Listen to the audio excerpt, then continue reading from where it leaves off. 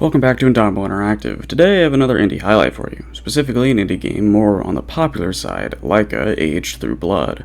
I saw this game while I was scrolling through Steam, and once I saw the metroidvania tag and the motorcycular combat, I knew I would be in for a treat if I picked it up. And boy was I right, this game had me locked in, eventually. I admit that the controls certainly took some getting used to, which definitely deducts from the game somewhat. If you can power through the first hour or so and get used to the controls and the gameplay mechanics, then I do genuinely think it is very much worth it. I will specify for context that I played on controller, not on keyboard and mouse. I'm not sure if it was a dumb decision or not since I never really tried it out on KBM. Aiming your gun would probably be a lot easier with a mouse compared to a joystick, but I feel like controlling your bike would be more difficult with keyboard buttons than an analog trigger and a joystick. To me, it seemed like a trade-off where perhaps both options were somewhat flawed. Nonetheless, I got used to the controls in an hour or so. The gameplay is very fast-paced, and it is one hit and you're dead. In this way, it kind of reminds me of Katana Zero. It is fast-paced, and some screens can often take a multitude of tries. It also has multiple mechanics that slow down time, which is a key feature in Katana Zero. What I'm saying is the gameplay is like Katana Zero if you had a gun. And if you're not a fan of that game, then I probably wouldn't recommend this game to you, and if you've never played it, I would highly recommend checking it out. Anyways, Laika is fast-paced and very hard. At least I thought it was hard. I'm sure some of you will let me know in the comments that the game is actually ridiculously easy and I'm just bad at video games, but whatever, I thought the game was pretty hard.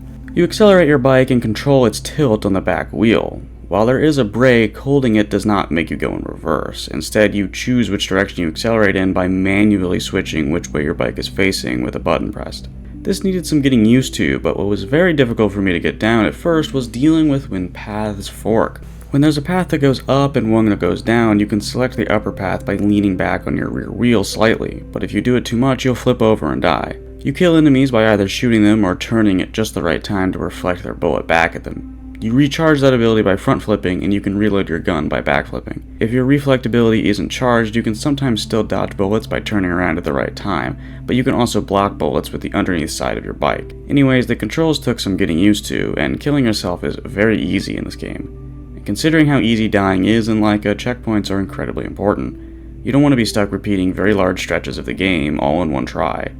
Thankfully, the map is littered with save points. There is one pretty much every other screen in areas that are heavily populated with enemies, but a little bit more sparse in areas with fewer enemies. This means that it might take you a few tries to dispatch a screen of enemies, but once you do it, you can move on and you won't have to fight them again until you've come through the area at a later time. It is challenging, but in a similar way as Katana Zero or Celeste, where you are immediately put right back into the action and lost very little progress, which makes the challenge much less frustrating in my opinion. All in all, once I was fully used to the controls, the gameplay was extremely fun. Driving around shooting enemies, dodging or blocking their attacks, and performing amazing motorcycle stunts to reload, it all feels great.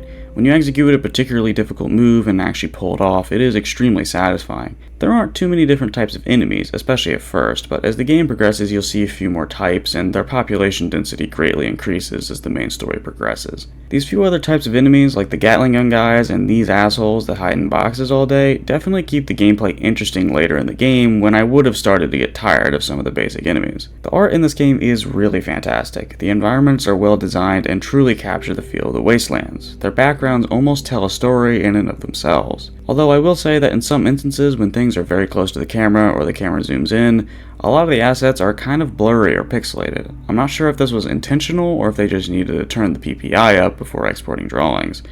I found it distracting when it happened, but it was very rare, so I don't think it actually detracted from my enjoyment of the game. Anyway, some of the effects like the dust your bike kicks up and the blood splatters on your character are small additions, but I think add a lot to the polish of the game. The character design is great. Everyone looks unique and very memorable to me. If I don't remember a character's name, I will at least immediately know who it is, how they act, and whatever missions they have just by seeing them.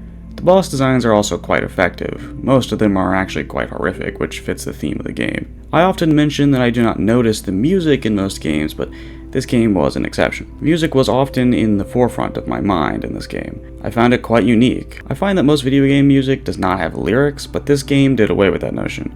I also found it intriguing that the music existed inside the game as cassette tapes and that it was written by an in-game character. I liked the music and thought it fit the wastelands in a uniquely beautiful way.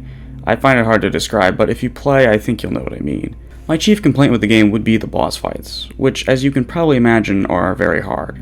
Well, some of them at least, not all of them. Particularly, I struggle with the Crab Machine boss and Pope Melva, and for different reasons. The Crab Machine, or the Gargantuan Swimcrab as it is officially called, is just too long of a boss fight. I previously mentioned that what counteracts the frustration of the gameplay's difficulty in this game, and games like Celeste and Katana Zero, is how quickly you respawn and how little progress you lose.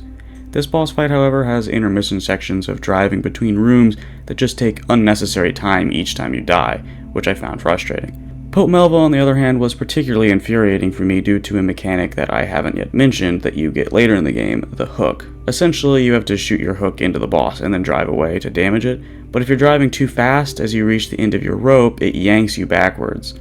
But if you do it too slowly, then it will have no effect on the boss, and it will be very hard to dodge all the projectiles. These boss fights are obviously not a large part of the game, but they are, of course, required to beat it, and they stick out like a sore thumb amongst the rest of the gameplay as memorable moments for all the wrong reasons.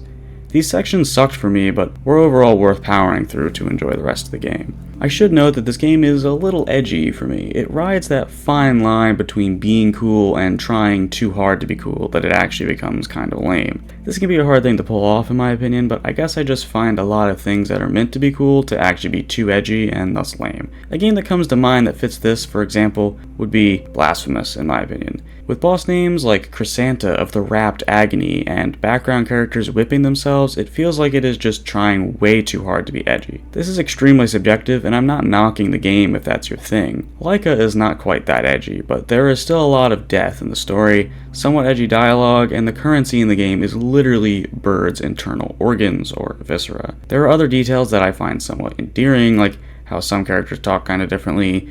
One character constantly calls you a wanker, and another calls you a bonehead. Areas on the map have interesting names, like your camp being called Where We Live, and the bar being called Where We Forget, or some of the open world areas being called things like Where Iron Caresses the Sky, or Where Doom Fell. It's an interesting gimmick that I think also adds to the story in a small way. The story itself is very well crafted, I would say. It had me very intrigued and genuinely invested in the main character Laika and her daughter Puppy. The story, however, is very sad. The game literally opens with your friend going off by himself to face off against the birds, who are the main villains, and dying. His son, a child, is also killed and hung with his own intestines. Like I said, pretty edgy, maybe trying a little too hard. Other side characters also die throughout the game, so overall the story is almost as sad as the ending in Red Dead Redemption 2. Spoiler alert for one of the best-selling games of all time that came out 7 years ago. It was sad. Anyways, this game has tons of content. There are 6 different weapons to unlock throughout the game that all have different mechanics and uses. There's a ton of side quests and a simple crafting system. You collect materials around the map, some of which you can use as ingredients in your cooking to gain temporary effects, and other materials are used at the blacksmith and bag guy to craft and buy new weapons, or upgrades for your weapons, or storage pouches. These crafting and cooking systems were somewhat unexpected features for me, but I think they were simplified and implemented very well. Great additions to the gameplay. Getting every achievement on Steam took about 24 hours. I will say that almost an hour of that time was dedicated to the Die 1,000 times achievement though.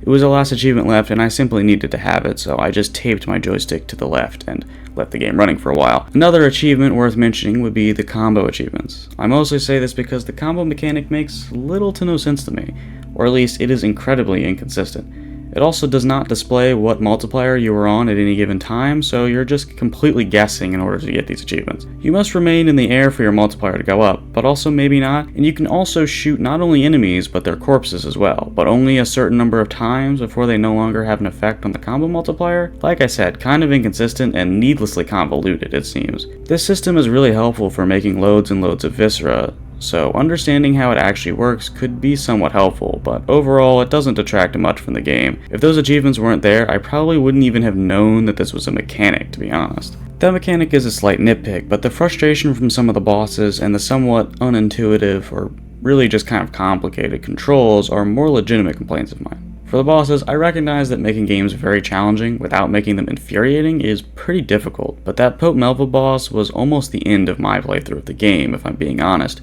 which is certainly a problem. It's a fine line, and I don't think these devs quite mastered it. As for the controls, I think that they are done well. They're not clunky or anything. They just take some getting used to. And taking the time to do that is more than worth the enjoyment I get out of the game. Overall, I would rate the game at an 8 out of 10 and recommend it to anyone that likes fast-paced gameplay with the need for precise control. While it takes some getting used to, the enjoyment derived from it afterward is something special, I would say. The game is $20, and although I did not pick it up at full price, I would say that you can get $20 worth out of it if you do a lot of the side content. I'll put the Steam page and the dev's website or socials in the description as always, and thanks for watching.